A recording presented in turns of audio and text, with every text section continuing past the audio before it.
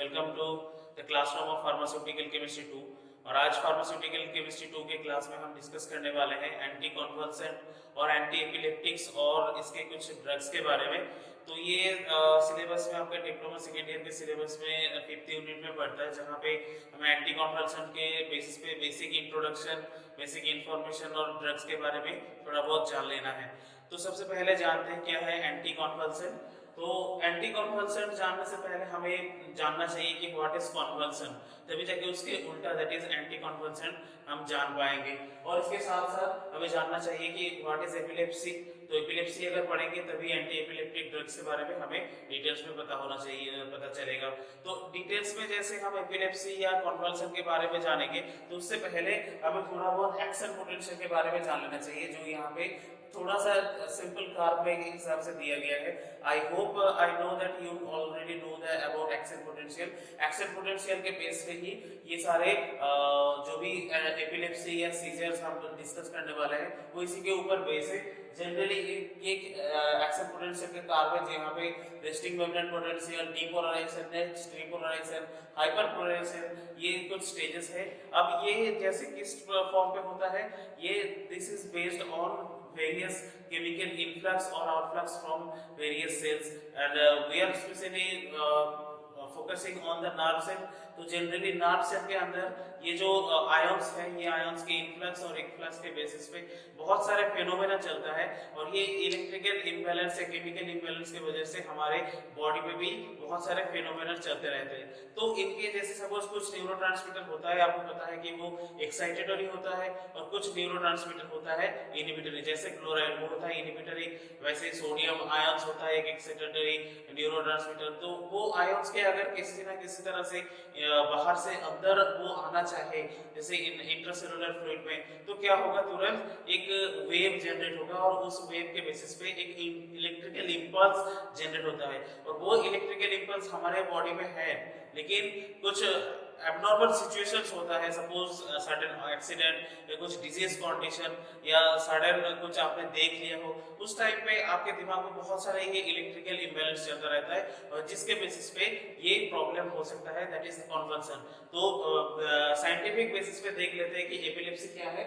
Epilepsy is a group of neurological disorder. तो हम बात कर रहे हैं ब्रेन के बारे में, तो ये ग्रुप ऑफ न्यूरोलॉजिकल डिसऑर्डर है इन्वॉल्विंग रिकरेंट सीजर्स।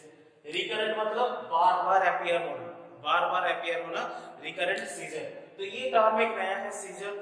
तो हम अगर डिफाइन कर पाएंगे कि सीजर क्या है, तभी जाके हम एपिलेप्सी के बारे में जान पाएंगे। तो इतना हमें क्लियर हुआ है कि एपिलेप्सी क्या है, कि न्यूरोलॉजिकल डिसऑर्डर है, और जो जनरली क्या होता है कि रिकरेंट सीजर्स की वजह से होता है। तो सीजर क्या है, जानते हैं, seizures can be defined as sudden electrical imbalances in the brain affecting several physiological coordination।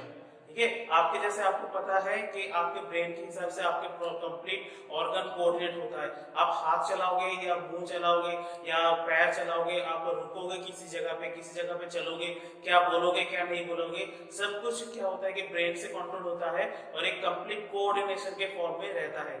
लेकिन सीजर क्या होता है, can be defined as sudden electrical imbalances. आपके बॉडी में जो इलेक्ट्रिकल, जैसे मैंने बताया था, सारे आयंस, वो आयंस के अगर बैलेंस में है तो कोई दिक्कत नहीं है। सडन अगर किसी भी वजह से इम्बैलेंस हो गया तो क्या होगा कि वो ब्रेन में अफेक्ट करेगा और कंप्लीटली बॉडी के कोऑर्डिनेशन में ही दिक्कत आएगा। और ये एपिलेप्सी को हिंदी में बोला जाता है मिर्गी। आपने बहुत सारे मिर्गी पेशेंट को देखा होगा कि उसके बॉडी के पार्ट्स बहुत ज्यादा रिजिड हो जाते हैं, वो किसी पोजीशन पे गिर सकते हैं, किसी जगह पे अगर वो देखता रहे तो वो आंखें फाड़ के देखता रहता है, वो उनके पैंट में यूरिनेशन हो जाता है, फिर भी उनको पता नहीं चलता। तो this is a very severe condition. तो उस कंडीशन को ही सिंपल एपिलेप्सी बोला जाता है, और उसी के जो अगेंस्ट में ड्रग काम करता है, उसको ट्रीट करने के लिए जो ड्रग काम करता है, that is anti epileptic agents और एंटी कॉन्वल्सेंट और एंटी कॉन्वल्सेंट ड्रग्स।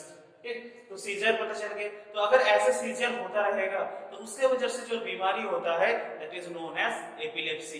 तो कहीं ना कहीं एपिलेप्सी आपके कंप्लीट इलेक्ट्रिकल इम्बैलेंस जो केमिकल्स और आयंस के वजह से होता है, उसके वजह से आपको ये डिजीज हो सकता है। And this is very common, ऐसा नहीं कि बहुत अनकॉमन डिजीज है। हो सकता है कि ये एक्वायर्ड हो सकता है किसी वजह से आपको मतलब एपिलेप्सिक हो सकता है, नहीं तो कभी कभी जेनेटिक फॉर्म में भी आ सकता है, मतलब आपके जीन्स में अगर ये एपिलेप्टिक सीजर के फेनोमेनन है तो आपको भी ये एपिलेप्टिक सीजर कभी भी आ सकता है।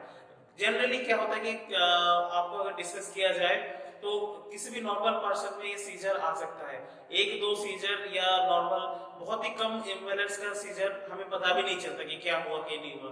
लेकिन अगर वो एक ही मिनट के अंदर बहुत ज्यादा बार आ रहा है या बहुत कम ड्यूरेशन टाइम पे बहुत सीवियर कंडीशन पे वो सीजर आ रहा है, तब उसे एपिलेप्सी कंसीडर किया जाएगा। अकॉर्डिंग टू हु, जनरली WHO उन्होंने दिया है कि जनरली 2 या more seizure within specified time limit, तभी जाके उसे एपिलेप्सी डिजीज कहा जाएगा। चलिए देखते हैं साइन एंड सिम्टम्स क्या है, कि कैसे पता चलेगा कि एपिलेप्सी हुआ है। तो लॉस ऑफ अवेयरनेस, मतलब क्या देख रहे हैं क्या समझ रहे हैं वो समझ नहीं पाएगा, क्या चारों ओर चल रहा है, उसके सराउंडिंग एरिया में क्या चल रहा है क्या नहीं चल रहा है उसे पता नहीं चलेगा। Improper uncontrollable movements of limbs, generally आपके जैसे मैं अभी हाथ हिला रहा हूँ, मैं मुंह हिला रहा हूँ, कभी गर्दन हिला सकता हूँ, पैर हिला सकता हूँ, दिस इज कंट्रोलेबल क्योंकि मैं इसको कंट्रोल कर रहा हूँ। यहाँ पर क्या होता है, इम्प्रॉपर जो प्रॉपर है नहीं, और अनकंट्रोलेबल उसको जिसका सीजर हुआ है या एपिलेप्सी डिजीज हुआ है उसको कंट्रोल नहीं कर सकता, उस सिचुएशन में वो मूवमेंट्स आ सकता है, वो हो सकता है कि जर्की मूवमेंट्स हो सकता है, ट्विगिंग या ट्विचिंग इस टाइप का मूवमेंट कुछ भी हो सकता है। अनयूजुअल बिहेवियर चेंजेस, मतलब ऐसा आपको लगेगा नहीं कि ऐसा बिहेवियर वो करना चाहिए, लेकिन एपिलेप्सी की वजह से ऐसा टाइप बिहेवियर करता है कि सडन आप किसी चीज को देख रहे हैं तो वो देख ही रहा है। एक्सेसिव सलाइवेशन भी हो सकता है, उसके सलाइवरी ग्लैंड से सलाइवा सीक्रेट होगी, क्योंकि वो उसको कंट्रोल नहीं कर पा रहे, तो हो सकता है कि सलाइवा सीक्रेशन हो सकता है यूरिनेशन हो सकता है उसके पैर छूट जाए और वो गिर जाए, ठीक है, गिरने के बाद भी वो अपना ट्विकिंग और जर्किंग मूवमेंट्स ऐसा दिखा सकता है। तो ये सारी चीजें हो सकता है। डिप्रेशन, सडन फॉर्म में डिप्रेशन भी हो सकता है। और last, loss of consciousness. Consciousness मतलब उसके जो नॉर्मल अवेयरनेस होता है, अवेयरनेस धीरे धीरे जाने के बाद उसके नॉर्मल जो फीलिंग या जो भी सेंसेशन वगैरह है वो सेंसेशन कंप्लीटली चला जा सकता है।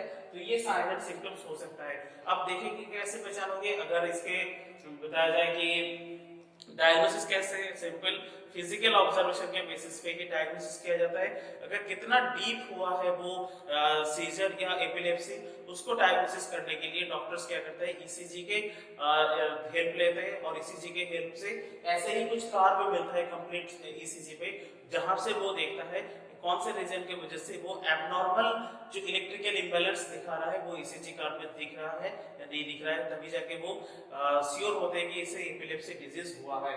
साथ ही साथ टाइप्स के बात करते हैं कि एपिलेप्सी कितने टाइप के हैं, तो एपिलेप्सी और सीजर वो जनरली दो टाइप के होते हैं, एक तो एक पार्शियल सीजर और एक है जनरलाइज्ड सीजर। आपको जैसे पता है कि ब्रेन को अगर हम लोग डिवाइड करें दो पार्ट में, तो वो दो हेमिस्फीयर में डिवाइड हो सकता है। पार्शियल मतलब किसी पर्टिकुलर एरिया पे, किसी ब्रेन के पार्शियल एरिया पे अगर ये सीजर हो रहा है और उस रीजन के लिए जो भी आपके बॉडी के मूवमेंट्स या बॉडी के फंक्शंस डिपेंड करता है, अगर वहां पे प्रॉब्लम हो रहा है, that is partial seizure. Suppose brain के इस एरिया पे एक लॉस मेमोरी वगैरह स्टोर रहता है या नॉर्मल मेमोरी काम करता है, और इस एरिया पे सीजर हुआ है तो वो मेमोरी लॉस कर सकता है। सपोज इस एरिया से आपको विजुअल प्रॉब्लम होता है या विजुअल को कंट्रोल करता है ब्रेन के इस एरिया, अगर इस एरिया में सीजर होगा तो आपके विजन में प्रॉब्लम होगा। किसी ब्रेन के पार्ट आपकी प्रॉपर बॉडी के मूवमेंट को कंट्रोल करता है, अगर उस एरिया में वो सीजर हुआ तो आप क्या कर सकते हो कि बॉडी का मूवमेंट एबनॉर्मल हो सकता है। तो कंप्लीट ब्रेन ना हो कि ब्रेन के थोड़ा सा पार्ट में या पार्शियल एरिया में अगर सीजर होता है या कॉन्कशन या नॉर्मल इस टाइप का इलेक्ट्रिकल इम्बैलेंस हो सकता है, तब उसे बोला जाएगा पार्शियल सीजर। और दूसरा है जनरलाइज्ड सीजर। जनरलाइज्ड सीजर मतलब अगर कंप्लीट ये ब्रेन का एक डायग्राम दिया गया है, किसी पर्टिकुलर एरिया में, सपोज इस एरिया पे सीजर हो रहा है, दैट इज पार्शियल सीजर, नहीं तो इस एरिया में सीजर हो रहा है तो पार्शियल। वो चार लोब पे हो सकता है, इसलिए इसको फोकल सीजर भी बोलता है, किसी भी एक लोब पे हो सकता है। और जनरलाइज्ड सीजर क्या है कि कंप्लीट ब्रेन पे किसी भी एरिया पे सीजर हो सकता है, और जिसके बेसिस पे कंप्लीट ब्रेन के बेस पे जो भी फंक्शंस आपके डिपेंड करता है वो कंप्लीट फंक्शन आपका डिस्टर्ब होगा। ओके, तो पार्शियल सीजर में जनरली इसकी इंटेंसिटी कम रहता है और जनरलाइज सीजर में इसकी इंटेंसिटी ज्यादा रहता है। इन दोनों को और भी क्लासिफिकेशन के हिसाब से क्लासिफाई किया जाता है, लेकिन डिप्लोमा के लेवल के लिए मैंने और क्लासिफिकेशन नहीं दिया है। कि जैसे पार्शियल सीजर को सिंपल पार्शियल सीजर या कॉम्प्लेक्स पार्शियल सीजर के बेस पे क्लासिफाई किया जा सकता है।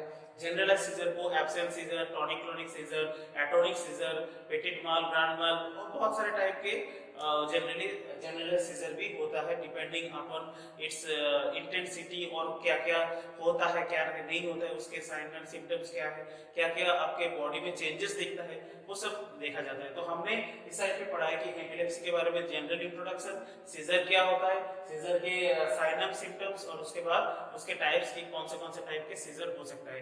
इस साइड पे अगर आएंगे तो हमने क्लासिफिकेशन किया हुआ है, केमिकल क्लासिफिकेशन, कि जो ड्रग्स सीजर पे यूज होता है या एपिलेप्सी पे यूज होता है या as a anti convulsant drug हम बोल रहे हैं, तो वो ड्रग कौन कौन है। यहाँ पे केमिकल क्लासिफिकेशन दिया हुआ है ब्रैकेट में, केमिकल मतलब that are based on their chemical structure. हम केमिस्ट्री पढ़ रहे हैं तो धीरे धीरे केमिकल क्लासिफिकेशन, साथ ही साथ यहाँ पे नीचे थोड़ा सा दिया हुआ है based on mechanism of action. Mechanism of action के बेसिस पे ही क्या करता है, इसको इन ड्रग को भी फिर से वापस से क्लासिफाई किया जा सकता है। जैसे सपोज फर्स्ट जो केमिकल क्लासिफिकेशन है, यहाँ पे फर्स्ट क्लास है हाइड्रोटोइन डेरिवेटिव। हाइड्रोटोइन एक केमिकल स्ट्रक्चर है जिसके बेस पे डेरिवेटिव है फिनेटोइन, इथोटोइन। नेक्स्ट बार्बिचुरेट, आपको पता है बेंजोडाइजेपिन और बार्बिचुरेट आपके ब्रेन के जो भी फंक्शंस वगैरह होता है उस पे बहुत ज्यादा इन्वॉल्व रहता है, क्योंकि वहाँ पे जो उसके न्यूरोट्रांसमीटर है, वो न्यूरोट्रांसमीटर वहाँ पे गाबा रिसेप्टर पे ब्लॉक करता है। हो सकता है वो क्लोराइड चैनल है। गाबा आपको पता है कि इनहिबिटरी न्यूरोट्रांसमीटर है, जहाँ पे वो आइदर क्लोराइड चैनल को बहुत ज्यादा टाइम के लिए ओपनिंग करके रखता है, नहीं तो उसके ओपनिंग के फ्रीक्वेंसी को बढ़ाता है। अगर ज्यादा टाइम ओपनिंग करता है दैट इज द बार्बिचुरेट, और बेंजोडाइजेपिन क्या करता है कि उसकी ओपनिंग को फ्रीक्वेंसी को बढ़ाता है। तो बार्बिचुरेट एक ड्रग है, उसमें अपने सिनेटिक हिप्नोटिक वहां पे अपना ड्रग बढ़ाता है। तो फेनोबार्बिटोल, ट्रिमिडोल और बेंजोडाइजेपिन में डायजेपम, क्लोनाजेपम, क्लोबाजम, ये कुछ ड्रग है।